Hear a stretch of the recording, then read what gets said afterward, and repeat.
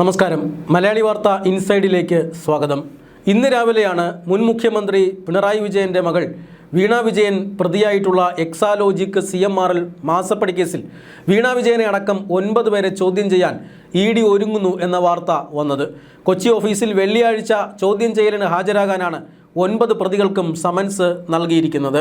9 പ്രതികളെയും ഒറ്റയ്ക്കൊറ്റയ്ക്ക് ചോദ്യം ചെയ്യുമെന്നും വേണ്ടി വന്നാൽ പ്രധാന പ്രതികളെ അറസ്റ്റ് ചെയ്യാനുള്ള സാധ്യതയുണ്ടെന്നും സൂചനകളുണ്ട്.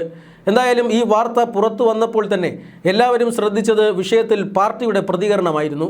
കാരണം പാർട്ടി ഈ കഴിഞ്ഞ ദിവസങ്ങളിൽ EDയുടെ റെയ്ഡിനെതിരെ വലിയ കലാപമാണ് സംസ്ഥാനത്ത് അഴിച്ചുവിട്ടത്. പിണറായി വിജയൻ്റെ തിരുവനന്തപുരത്തെയും അതുപോലെ തന്നെ കണ്ണൂരിലെയും വസതി അടക്കം 12 കേന്ദ്രങ്ങളിൽ കഴിഞ്ഞ ആഴ്ച ED പരിശോധന നടത്തിയിരുന്നു. ഈ പരിശോധനയ്ക്കിടെ സംസ്ഥാനത്ത് വ്യാപകമായ പ്രതിഷേധവും ആ പ്രതിഷേധങ്ങൾ അക്രമ സംഭവങ്ങളായി മാറുകയും ചെയ്തു. തിരുവനന്തപുരത്ത് പിണറായി വിജയൻ്റെ വീട് റെയ്ഡ് ചെയ്ത് തിരിച്ചിറങ്ങിയ ED ഉദ്യോഗസ്ഥരെ CPM പ്രവർത്തകർ ആക്രമിക്കുകയും വധിക്കാൻ ശ്രമിക്കുകയും ചെയ്തിരുന്നു. കാറുകൾ 3 തല്ലി തകർത്തു. ED ഉദ്യോഗസ്ഥർക്കും അതുപോലെ തന്നെ കേന്ദ്രസേനാ ഉദ്യോഗസ്ഥർക്കും പരിക്കേറ്റു. ED ഉദ്യോഗസ്ഥരെ ആക്രമിക്കാൻ ശ്രമിച്ച കേസിൽ ഗുരുതരമായ വകുപ്പുകൾ ചുമത്തപ്പെട്ട് നിരവധി CPM പ്രവർത്തകർ ഇപ്പോൾ ജയിലിലാണ്. വിഷയത്തിൻ്റെ ഗൗരവ അവസ്ഥ ഇപ്പോഴാണ് സഖാക്കൾക്ക് പിടികിട്ടിയത്. ഏതൊരു സമരവും പോലെ തന്നെ അറസ്റ്റ് ചെയ്യപ്പെട്ട് മണിക്കൂറുകൾക്കകം നേതാക്കൾ വരുമെന്നും ജാമ്യത്തിലെടുക്കുമെന്നും രക്തഹാരം അണിയിച്ച് സ്വീകരിക്കുമെന്നുമൊക്കെ അറസ്റ്റിലായ കുട്ടി സഖാക്കൾ വിചാരിച്ചിരുന്നു. പക്ഷേ അതുണ്ടായില്ല.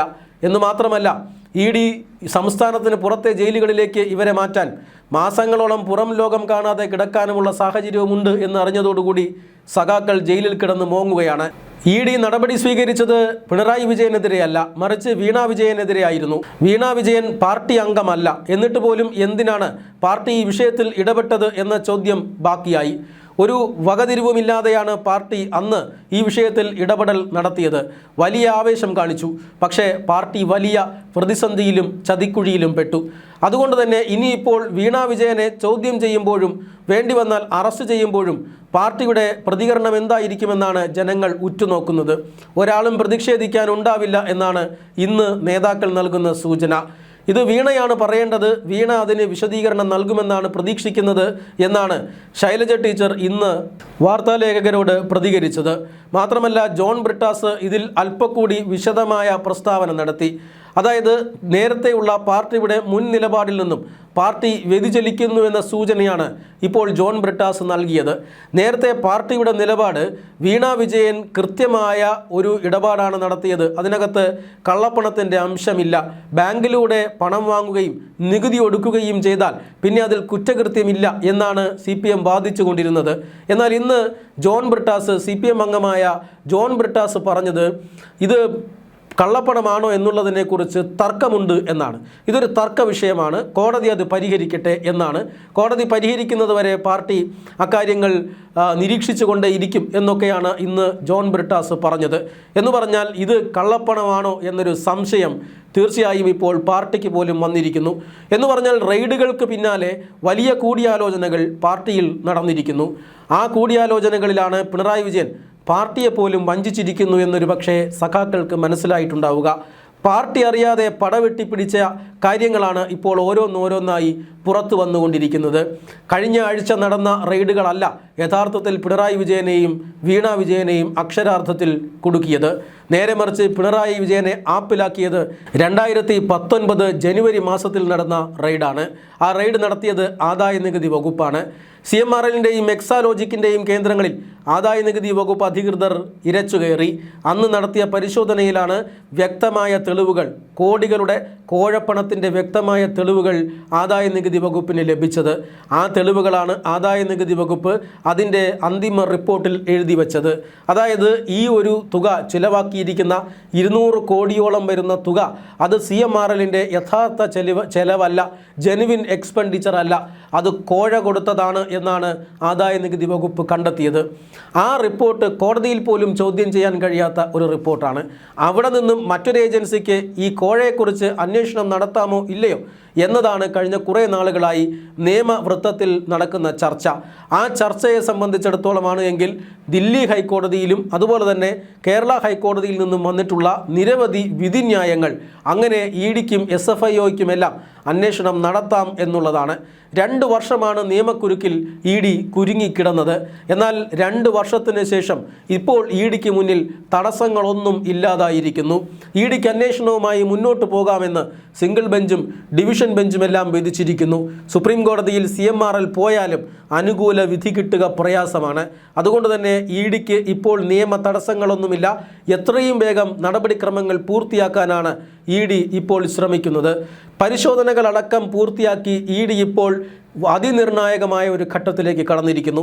അത് ചോദ്യം ചെയ്യൽ ഘട്ടമാണ്. ഈ ചോദ്യം ചെയ്യലിനെ സംബന്ധിച്ചിടത്തോളം 9 പ്രതികളെയും ഒറ്റയ്ക്കൊറ്റയ്ക്ക് ചോദ്യം ചെയ്യുമെന്നാണ് സൂചന. ഈ ചോദ്യം ചെയ്യലിന് നിരവധി പ്രധാനപ്പെട്ട രേഖകൾ ED അടിസ്ഥാനമാക്കുന്നുണ്ട്. SFIO അന്വേഷണ റിപ്പോർട്ടിൽ ഏതാണ്ട് 134ഓളം രേഖകളുണ്ട്. മാത്രമല്ല, വീണയുടെ മൊബൈൽ ഫോണിൽ നിന്ന് ലഭിച്ച വിവരങ്ങൾ, വീണയുടെ മൊബൈൽ ഫോൺ ഫോറൻസിക് പരിശോധനാ റിപ്പോർട്ട്, ഇതെല്ലാം ഉപയോഗിച്ചുകൊണ്ടാണ് ഇപ്പോൾ ED ചോദ്യം ചെയ്യലിന് തയ്യാറെടുക്കുന്നത്. വീണ ചോദ്യം ചെയ്യലിന് ഹാജരാകുമോ എന്നറിയില്ല. ഹാജരായാൽ കുടുങ്ങുമെന്നുറപ്പാണ്. അത്രമാത്രം തയ്യാറെടുപ്പുകളാണ് ED നടത്തിക്കൊണ്ടിരിക്കുന്നത്. ഇത്രമാത്രം രേഖകളുടെ അടിസ്ഥാനത്തിലുള്ള ചോദ്യങ്ങൾക്ക് വീണ അടിപതറുമോ എന്ന് കണ്ടു തന്നെ അറിയണം. നമ്മൾ വിചാരിക്കുന്നത് പോലെ EDയുടെ ഈ ചോദ്യം ചെയ്യൽ വാങ്ങിയത് കള്ളപ്പണമാണോ അല്ലെങ്കിൽ കോഴപ്പണമാണോ എന്ന ചോദ്യമായിരിക്കില്ല. അതായത് വാങ്ങിയത് കോഴപ്പണം തന്നെയാണ് എന്ന് EDക്ക് ഏതാണ്ട് ഉറപ്പായിരിക്കുന്നു. അതിനുള്ള എല്ലാ തെളിവുകളും അവരുടെ പക്കലുണ്ട്. യാതൊരു സേവനവും നൽകാതെയാണ് ഈ പണം വാങ്ങിയതെന്ന് തീർച്ചയായും കൃത്യമായും ഈ EDക്ക് ഉറപ്പിക്കാൻ സാധിക്കും. അവിടെ അതല്ല EDയുടെ സംശയം. EDയുടെ സംശയം ഈ വാങ്ങിയെടുത്തിട്ടുള്ള 200 കോടി രൂപ അത് എവിടെയാണ് നിക്ഷേപിച്ചിട്ടുള്ളത് എന്നാണ്. വീണ വിജയൻ്റെ സംഘവും പിണറായി വിജയനും ചേർന്ന് കേരള സർക്കാരിനു കൂടി ഓഹരി പങ്കാളിത്തമുള്ള ഒരു പൊതുമേഖലാ സ്ഥാപനത്തിൽ നിന്ന്, ഒരു പബ്ലിക് ലിമിറ്റഡ് കമ്പനിയിൽ നിന്നും മോഷ്ടിച്ചെടുത്ത 200 കോടി രൂപ അത് എവിടെ നിക്ഷേപിച്ചു എന്ന ചോദ്യമായിരിക്കും ED ഇപ്പോൾ അന്വേഷിക്കുക. ഈ ചോദ്യത്തിന് ഉത്തരം കിട്ടിയാൽ ED നടപടിക്രമങ്ങളിലേക്ക് കടക്കും. വിചാരണയേക്കാൾ EDക്ക് പ്രധാനം ഈ കള്ളപ്പണത്തിൻ്റെ സാന്നിധ്യം കണ്ടെത്തുക. സാന്നിധ്യം കണ്ടെത്തിക്കഴിഞ്ഞാൽ അതെവിടെ പാർക്ക് ചെയ്തിരിക്കുന്നു എന്ന് കണ്ടെത്തുക എന്നുള്ളതാണ്.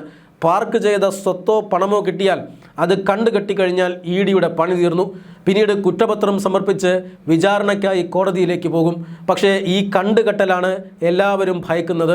ഇന്നുവരെ അഴിമതി പണം ഉപയോഗിച്ച് ഉണ്ടാക്കിയെടുത്ത എല്ലാ സാമ്രാജ്യവും ED കൊണ്ടുപോകും. അതുകൊണ്ടാണ് CPM അടക്കമുള്ള പ്രതിപക്ഷ പാർട്ടികൾ EDയെ ഭയന്ന് നിലവിളിക്കുന്നത്. ആ ഭയം ഇപ്പോൾ പിണറായി വിജയനിലുമുണ്ട്. പിണറായി വിജയനോട് ചേർന്ന് നിന്ന് കഴിഞ്ഞാൽ ആ ചങ്കിടിപ്പ് നമുക്ക് കേൾക്കാൻ സാധിക്കും. ഇരട്ടച്ചങ്കാണോ ഒറ്റച്ചങ്കാണോ എന്ന് തീരുമാനിക്കേണ്ട കാര്യം മാത്രമേ ഉള്ളൂ. എന്തായാലും ചങ്കിടിപ്പ് വർദ്ധിച്ചിരിക്കുന്നു. കോടികൾ ED കൊണ്ടുപോകാൻ പോകുന്നു. ഇനി യഥാർത്ഥത്തിൽ മടിയിൽ കനമില്ലാതെ